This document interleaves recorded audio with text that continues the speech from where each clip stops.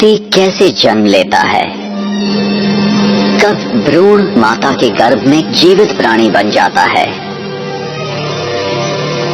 आत्मा कब गर्भ में प्रवेश करती है? भ्रूण जब तीसरे से 5वें माह का होता है तभी उसमें जीवन शक्ति आती है। ये जीवन शक्ति ही आत्मा है। आत्मा को ही प्राण कहते हैं। आत्मा ही प्राण ऊर्जा है। आत्मा में संचित विशेषताओं और अनुभूतियों के आधार पर शरीर के डीएनए तथा विभिन्न अंगों का निर्माण होता है।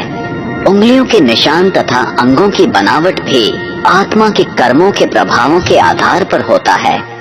दूसरे शब्दों में, मैं आत्मा ही अपने शरीर की बनावट का निर्धारण अपने विचारों, मन स्थिति और कर्मों के द्वारा करती हूँ। सामान्यतः जब आत्मा नए शरीर में प्रवेश करती है तो पिछले जन्म के अनुभव, स्मृतियां और घटनाओं को भूल जाती है।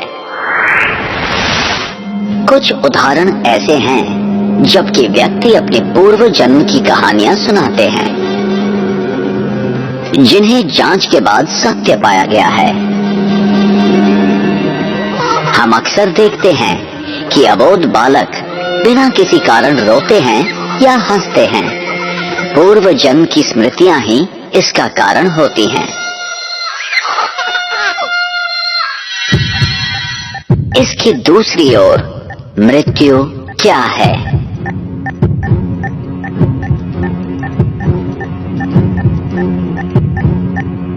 और मृत्यु के बाद क्या होता है?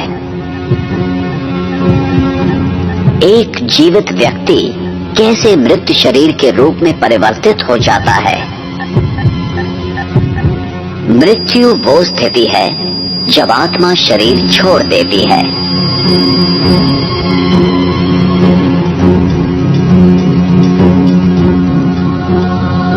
और आत्मा जब शरीर छोड़ती है तो वो शरीर जो खून, हड्डी, मांस से बना हुआ आत्मा का वस्त्र है, एक पुतला मात्र रह जाता है जो प्रकृति के पंच तत्वों में विलीन हो जाता है।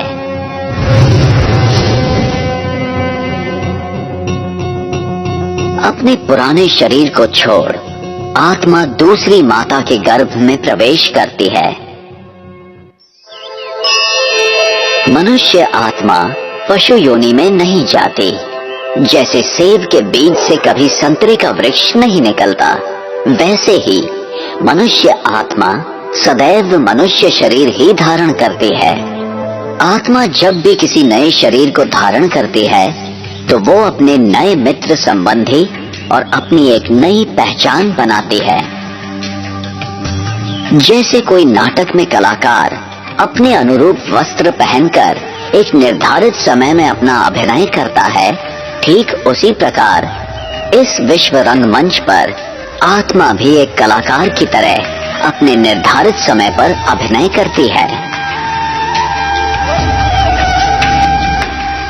और जब शरीर अधिक उम्र, बीमारी या किसी घातक चोट के कारण बेकार हो जाता है, तब आत्मा शरीर को त्याग देती है और जन्म उपरांत जन्म लेती जाती है।